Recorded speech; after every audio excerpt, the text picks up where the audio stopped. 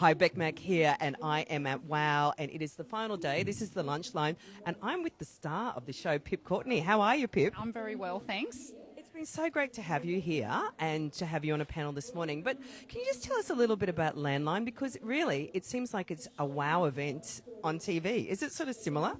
Well, Landline, it's been going for 30 years. We celebrated 30 years last year. And in TV world, if your show lasts 7 years, that's a success. So we're really chuffed that we have managed to remain totally relevant to our audience, which is 50-50 city-country. So we're really proud that by profiling the best farmers in the country, the innovators, the risk takers, the people who fall over and then get back up again, and we're showing that the top, the very top. And so that means city people are like, oh, there's no whinging farmers on this story. They're all go-getters. And so for 30 years, people have been inhaling the stories about where their food and fibre comes from and who produces it. And they're all characters. And all the amazing places, the landscapes that we show people. And we take people places where they would never get to go under their own steam. And 30 years on, like, what are the big issues in Australia? Well, water, drought, climate change, animal welfare, animal rights. What else is there? Ag tech. And the vitality and survival of rural towns.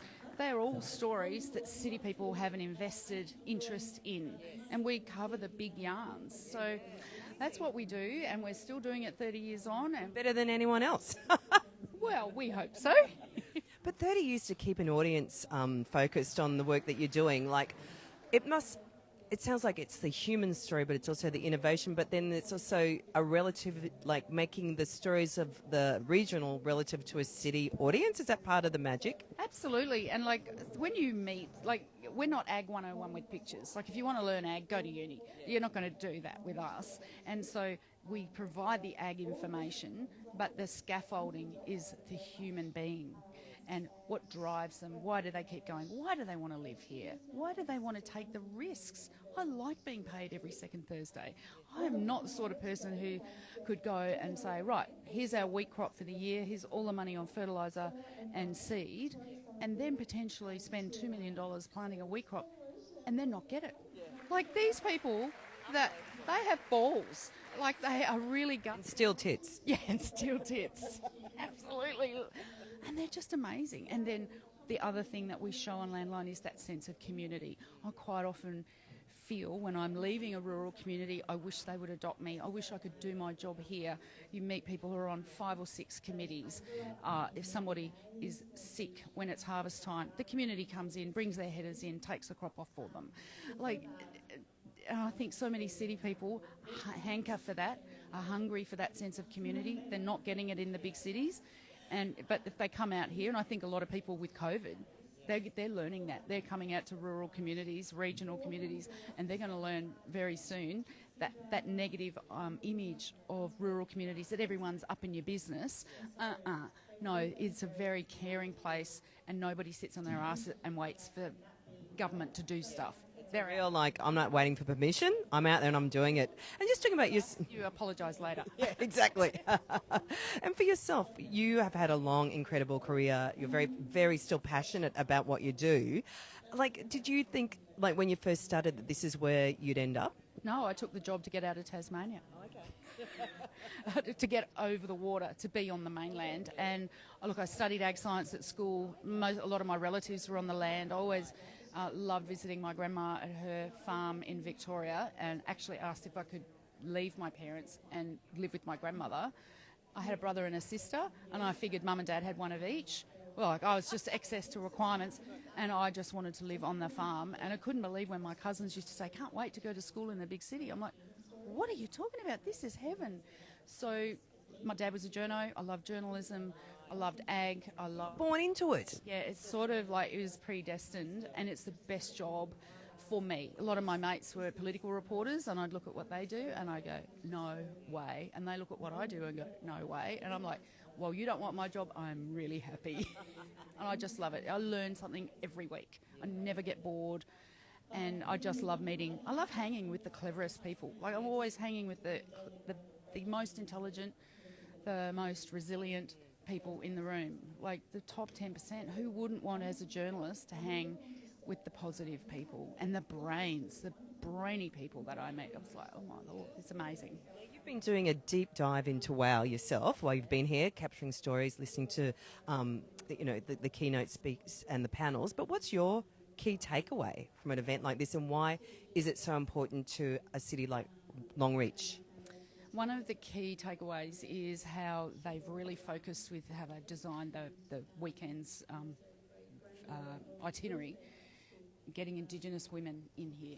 Because you go to rural towns and a lot of Indigenous women don't know the non-Indigenous women. It's startling, isn't it? It's quite startling, and they don't know their stories. And Keelan Mailman on my panel this morning, she was just saying, get to know them. Don't judge. There's backstories, and some of the backstories are horrific. So give people a chance. So I think they have really tried to get all the groups together, and girls are really good at making friends and networking and chatting. So that to me is a key takeaway. But the WOW Bites yesterday, which you hosted, which was extraordinary, and I said to my crew, go in, get 2 minutes of the first two speakers, and then we'll bug out. Well, we didn't move. And we filmed the whole lot. I don't know how I'm going to fit it all in 12 minutes, but they all, by being brave and talking about the various challenges in their lives, they changed lives. And I spoke to Robin today and I said, you would have changed a couple of lives with your little 10-minute speech, and you were so open, you were so brave. She said, really? And she said, if I can help one person. So I think, and there was a lady who said, I live in this town. I know some of those women. I didn't know some of the stuff that they've been through. So I think getting people to open up about their voice, realise that what they've got to say is important, that they're resilient, that you keep going, that you can't do it without help and support from your friends and your community, and just the bravery. Like when a camera crew is still talking at dinner time about something they filmed 5 hours before, because they've been everywhere, met everybody, and it's hard. They're hard to impress. And they was talking about those brave women and those incredible stories. And I think when you share, you can help yourself, but you can also help people that you shared that story with, that you're not alone. Everyone's got something in the background. That's what blew my mind.